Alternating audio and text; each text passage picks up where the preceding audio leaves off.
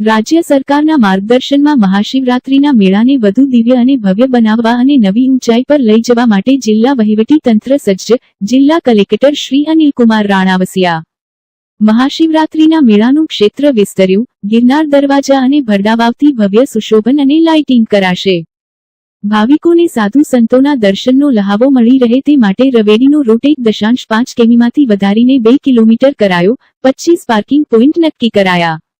મહાશિવરાત્રીના મેળામાં સાધુઓના આગમનના વિશેષ વધામણા સ્વાગત કરાશે।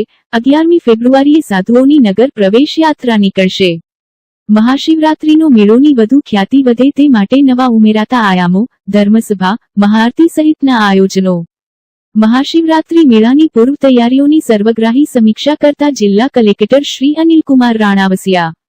મહાશિવરાત્રીના મેળામાં પધારતા ભાવિકોને સારી સુવિધાઓ મળી રહે તેવી પ્રાથમિકતા સાથે કામ કરવા અધિકારીઓને જિલ્લા કલેક્ટરશ્રીના સ્પષ્ટ નિર્દેશ।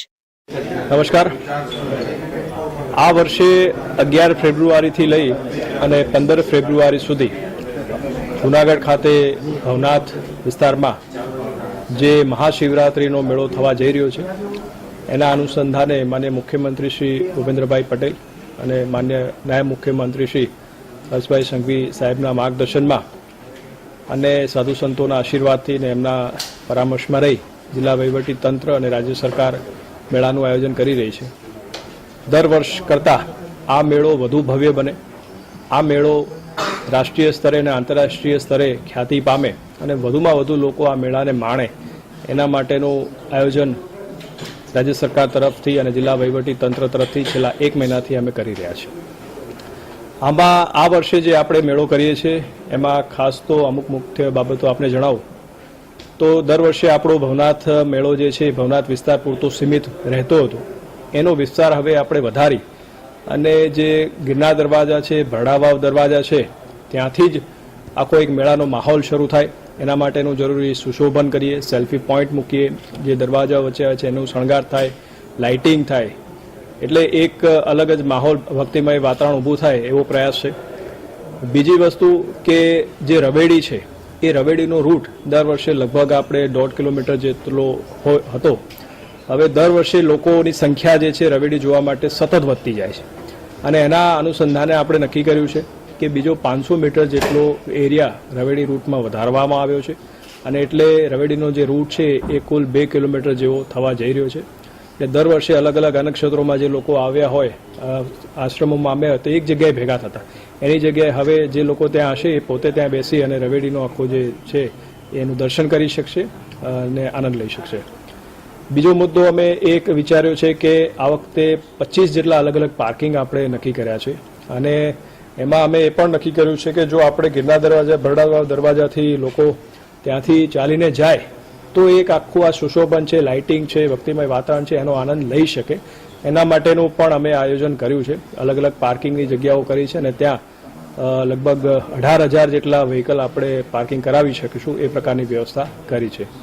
પોલીસનો બંદોબસ્ત પણ વધાર્યો છે, જે દર વખતે 1500 આસપાસ રહેતા એ આ વખતે 2900થી લઈને 3000 જેટલો પોલીસ સ્ટાફ પણ રહેવા જઈ રહ્યો છે।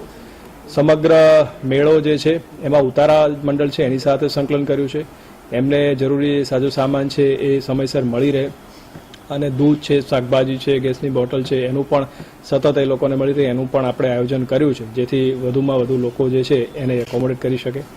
સફાઈ માટે પણ ખાસ વિશેષ ધ્યાન અપાયું છે, દર વર્ષ કરતાં આપણે 3 ગણી વ્યવસ્થાઓ આ વખતે એમાં સફાઈમાં ખાસ ધ્યાન આપી રહ્યા છે જેથી મેળો છે એ સ્વચ્છ મેળો બની રહે અને લોકોને પણ એક સ્વચ્છતાનું વાતાવરણ મળી રહે એવું આપણે એમાં આયોજન કર્યું છે। એક આ વખતે નવી વસ્તુ એ પણ શરૂ કરીએ છીએ કે 11 તારીખે સાંજે જ્યારે સાધુ સંતો આપણા ભવનાથ વિસ્તારમાં મેળામાં પધારતા હોય તો આ વખતે રાજ્ય સરકારની સૂચનાથી અને એમના માર્ગદર્શનમાંથી અને સાધુ સંતો સાથે બેઠક કર્યા બાદ એવું નક્કી કરવામાં આવ્યું છે કે સાંજના સમયે 11 તારીખે સાંજે એક નગર પ્રવેશનો આખો એક કાર્યક્રમ આપણે કરવા જઈ રહ્યા છીએ કે જ્યાં જે સાધુ સંતો હશે એમનું નગરજનો સ્વાગત કરશે, એમાં લોકો એમાં જોડાશે, એમની આરતી વગેરે કરવાની અને એમના આશીર્વાદ લેવાની આખા રૂટ ઉપર પણ લોકો ઊભા રહેશે। ત્યારબાદ આખી જે આ નગર પ્રવેશ થયા બાદ સાધુ સંતો સાથે આરતી કરવામાં આવશે ભવનાથ મંદિરમાં અને એક ધર્મસભાનું પણ એ દિવસે આયોજન આપણે કરી રહ્યા છીએ। દર વર્ષે જેમ સાંસ્કૃતિક કાર્યક્રમ આપણે ગોઠવતા હોય છે એ આ વખતે વિચાર છે કે જિલ્લા પંચાયત સામેનું જે પાર્કિંગ ગ્રાઉન્ડ છે એ જગ્યાએ આપણે મોટો એક મંડપ બનાવી અને ત્યાં લગભગ 5-6 હજાર લોકો એક સાથે આખો સાંસ્કૃતિક કાર્યક્રમ માણી શકે એ પ્રકારની આખી વ્યવસ્થા જે છે આપણે આ કરી રહ્યા છીએ. એટલે રાજ્ય સરકારના સહયોગથી, સાધુ સંતોના આશીર્વાદથી જિલ્લા વહીવટી તંત્ર આખો એક મેળો એક નવી ઊંચાઈએ લઈ જઈએ અને એક ભવ્યતા એને આપણે આપીએ એ પ્રકારનો આજે નમ્ર પ્રયાસ છે. ગરવા ગિરનારને સર કરવા દેશભરમાંથી આવેલા સ્પર્ધકો ઉત્સાહિત. 18મી રાષ્ટ્રીય કક્ષાની ગિરનાર આરોહણ અવરોહણ સ્પર્ધાનું ભવ્ય આયોજન. ગુજરાત સરકાર અને જિલ્લા વહીવટી તંત્રની મહેમાનગતિ અને વ્યવસ્થા લાજવાબ. સ્પર્ધકોએ આપ્યા પ્રતિભાવો. જિલ્લા વહીવટી તંત્ર દ્વારા મેડિકલ ચેકઅપથી લઈ રહેવા જમવાની શ્રેષ્ઠ વ્યવસ્થાઓ. સ્પર્ધકો દેશભરના ખેલાડીઓ ગિરનાર સર કરવા આતુર. જૂનાગઢ ખાતે આયોજિત 18મી અખિલ ભારતીય ગિરનાર આરોહણ અવરોહણ સ્પર્ધાના પૂર્વ સંધ્યાએ દેશભરમાંથી આવેલા સ્પર્ધકોએ ગરવા ગિરનારને સર કરવા માટે ભારે ઉત્સાહ વ્યક્ત કર્યો હતો. જૂનાગઢ જિલ્લા વહીવટી તંત્ર દ્વારા કરવામાં આવેલી પૂર્વ તૈયારીઓને સ્પર્ધકોએ બિરદાવી છે. જિલ્લા વહીવટી તંત્ર દ્વારા મેડિકલ ચેકઅપથી લઈ રહેવા જમવાની શ્રેષ્ઠ વ્યવસ્થાઓની પણ સરાહના કરી હતી. મધ્યપ્રદેશના બેતુલથી આવેલા નૈની પાટીલ, બિહારના અમૃતા કુમારી, કીર્તિ કુમારી અને બિહારના સંપત કુમાર સહનીએ જણાવ્યું હતું કે ગુજરાત સરકાર અને જિલ્લા વહીવટી તંત્રની મહેમાનગતિ અને અહીંની વ્યવસ્થા લાજવાબ છે. સ્પર્ધા માટે મેડિકલ તપાસની પ્રક્રિયા ખૂબ જ સરળ બનાવવામાં આવી છે, જ્યાં એક જ ફ્લોર પર તમામ તબીબી તપાસ પૂર્ણ કરી દેવામાં આવી હતી. સ્પર્ધાના આગલા દિવસે સ્પર્ધકોને કિટનું વિતરણ કરવામાં આવ્યું છે તથા રૂટ અને નિયમો અંગે માર્ગદર્શન આપતી બેઠકો યોજવામાં આવી છે. તેમજ સ્પર્ધકોને પર્વત ચડવાની પદ્ધતિઓ વિશે પણ ઝીણવટભરી માહિતી આપવામાં આવી છે. આ સ્પર્ધામાં ભાગ લેવા માટે રાષ્ટ્રીય સ્તરના પર્વતારોહી પણ આવ્યા છે, જેમણે ગુજરાત સરકારના આ આયોજનને ભારતભરમાં અજોડ ગણાવ્યું છે. સ્પર્ધકોએ અહીંની વ્યવસ્થા અને ગુજરાતી લોકોના સ્વભાવમાં રહેલી મીઠાશની પ્રશંસા કરી હતી.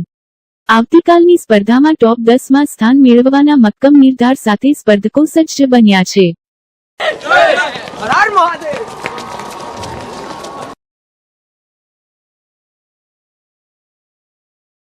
Go!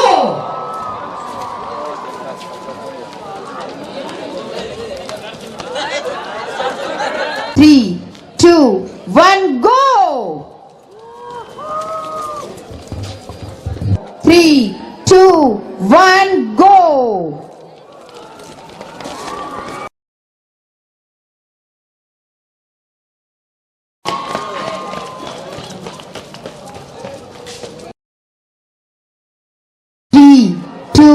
One go!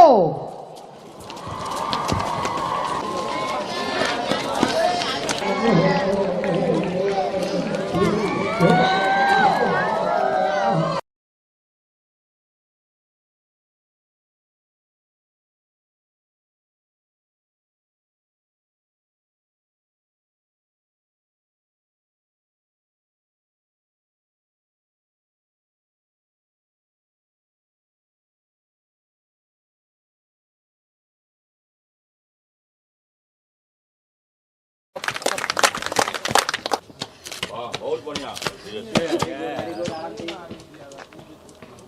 वाह, बहुत अच्छा।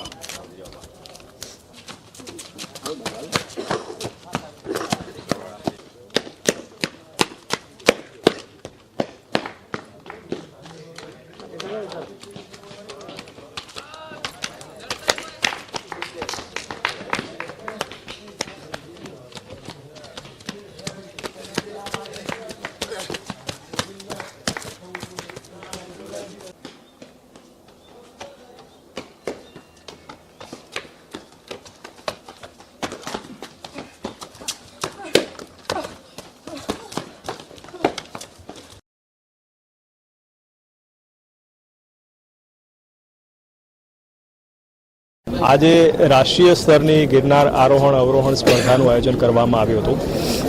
2008થી શરૂ થયેલી આ સ્પર્ધાનું આજે 18મું સંસ્કરણ હતું, જેમાં 516 જેટલા સ્પર્ધકોએ ભાગ લીધો હતો.